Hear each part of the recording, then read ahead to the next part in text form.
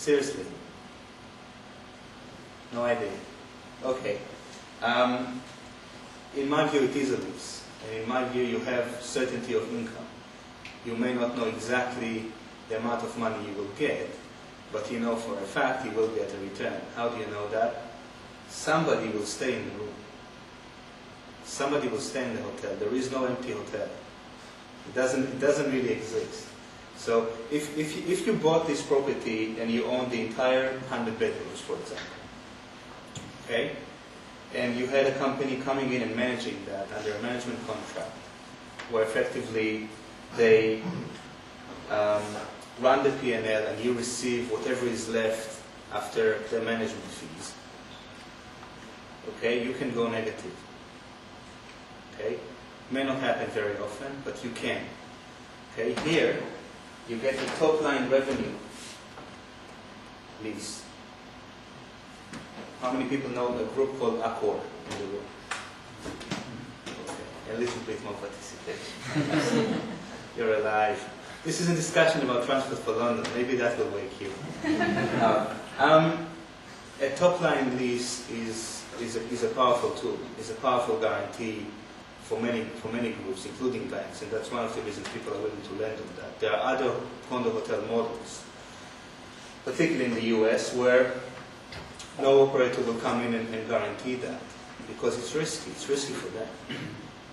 It's risky for the operating company to give up upfront 50% of the room in a business that 90% of the revenue is probably coming from rooms. Okay, because it is a bed-based hotel. They don't have big conferencing. They don't have big restaurants. Okay? And although those businesses and hotels have lower margins than rooms, and many hoteliers would prefer to stick to rooms only, to give up 50% of the revenue in that sense is a bit of a risk to the operator. You need to know what you're doing. You need to do it in markets where you know you can do this. So which market do you think you can do this? I mean, we've heard Madrid, we've heard London, Manhattan. Anywhere else you think you can go with this model? Paris.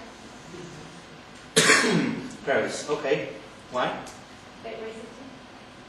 Diversity, okay. What else do we need? What does it mean to have a hotel that runs, or a city that runs on 80%, 85% occupancy? High transient. High transient. Okay. Unaccommodated demand. Sorry? Unaccommodated demand. Unaccommodated demand, which means the demand outstrips supply. Okay, so we have more people that are staying than bedrooms available. That's 85% though. One would say, you're right, but what I'm trying to say is 85% occupancy effectively means that you're full 6.5 days out of the week. Okay, that's the way to look at it. Which effectively means you have a hotel that runs 100% occupancy 6 days a week and is half full on Sunday, which is typical in places like London. Okay? Another way to look at it, you will have some Sundays that are full, but you will have the month of January, for example, a little slower, running a little slower. But effectively, that's what it means. So the probability of having a vacant room in a hotel like this on a 5 days basis are very, very small. Very small. It does not guarantee your investment, it doesn't. But you know, if you buy to So you're saying you need a city where really needs a mix of business and tourism? You need my view on this, and there are many takes to this business model. Is I would look at places where occupancy is significant in a defined period of time. So if you can get places like London, Amsterdam, is a 7 days business, high room rates, ability to go high. Amsterdam hasn't been that expensive. It's growing in the rates in the last 2-3 years. Where you can get business in it that you can not control, but see that there are enough people coming throughout the year. That's a good indication. You can get that in ski resorts, for example, very easily. You run a 5-month season. It's nearly 100% for the season anyway. You can shut it down outside the season. Okay, so you have a play on that part of the season. You may want to change the components on that one, right? Offer 45%, 55% of rooms. Think of a different equilibrium. But the concept, the principle of top-line revenue, i.e. from room rate split, is the same. Okay? And it's financeable in a similar way, because it's not pure cash flow, it's coming from revenue. So effectively, as long as the hotel is open for business, okay, you will get revenue. And if it's shut down for flood or whatever, it's probably insurable. So that's not such a big issue. So how many people? Yeah, sorry.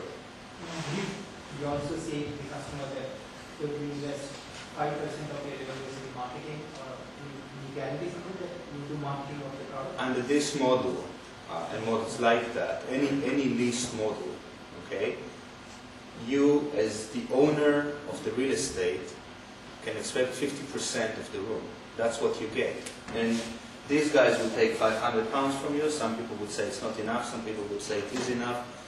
It's a matter of question. It's a matter of transparency above everything else. You need to tell people that you will need to reinvest in the property to keep it up to standard, and you need to show them how it's done.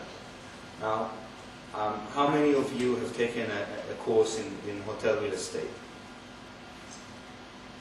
Okay, so even if you are real estate people and you like to invest in real estate, this is a pretty niche sector. So think about it from a retail perspective, a retail buyer perspective. John Smith around the corner just made a bonus, wants to park the money somewhere. They need to understand how operational the cash flow is and how much of it is not, and what other costs they will have. Okay, so if you throw on these people a model which is purely P&L, pure cash flow, where you go and assume all the operational risk, not entirely sure they will pick it up, and certainly not quickly.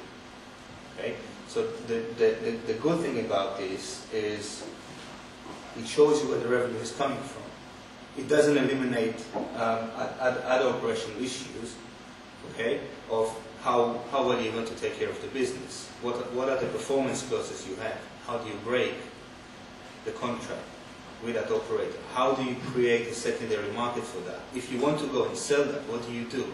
Okay, but it does eliminate a part of the uncertainty, and this is why we go to business schools, right? We want to take this risk. Yes. If you turn it around, we've been talking a lot about the owners and the people who come in and buy things, and this is all fine and very good.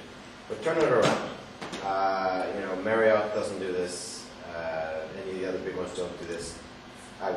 Granted, you could franchise yourself in under them. Doesn't do this, meaning how? They as a corporate structure, they will buy the whole building themselves. Marriott has a fractional development in London called 47 Park.